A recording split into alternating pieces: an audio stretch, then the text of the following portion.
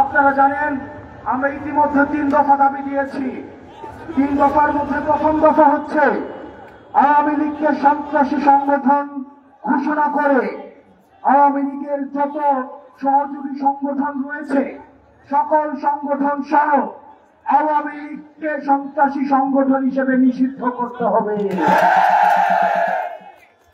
আমাদের দ্বিতীয় দফা দাবি হচ্ছে আন্তর্জাতিক অপরাধ ট্রাইব্যুনাল আইনে আওয়ামী লীগের দলগত বিচারের বিধান যুক্ত করতে হবে। তৃতীয়ত জুলাইয়ের ঘোষণাপত্র জারি করতে হবে। সহযোদ্ধা, আমাদের এই 3 দফা দাবি যতক্ষণ না পর্যন্ত বাস্তবায়ন হয় ততক্ষণ পর্যন্ত কি আমরা এই মাঠ ছাড়বো? আমরা কি এই মাঠ ছাড়বো? আমি আগামীকালের কর্মসূচি ঘোষণা করছি। এই 3 দফা দাবিতে আমাদের এই অবস্থান কর্মসূচি অব্যাহত থাকবে। পাশাপাশি আগামীকাল বিকাল 3টার দিকে শাহবাগে গণজামায়াত ঘোষণা করা হচ্ছে।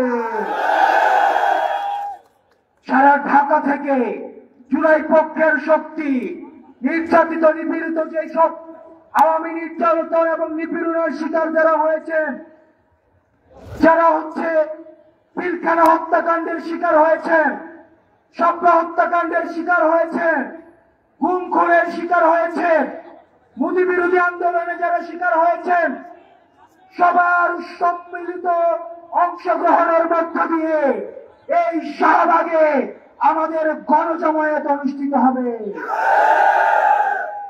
তার সাথে সাথে সারা বাংলাদেশে আমাদের প্রত্যেকটা জুলাই পয়েন্টে যে পয়েন্টে আন্দোলন হয়েছে ঠিক সেই পয়েন্টে আমরা গণজামায়াত ঘোষণা করছি।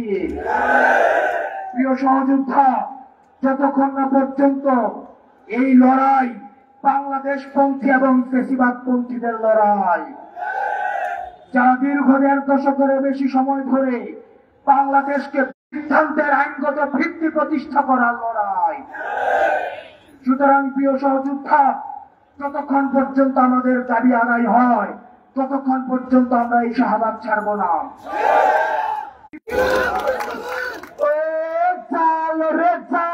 Immigration to Canada. We provide the best quality service and solution for Canada immigration. Please visit our website and contact for details.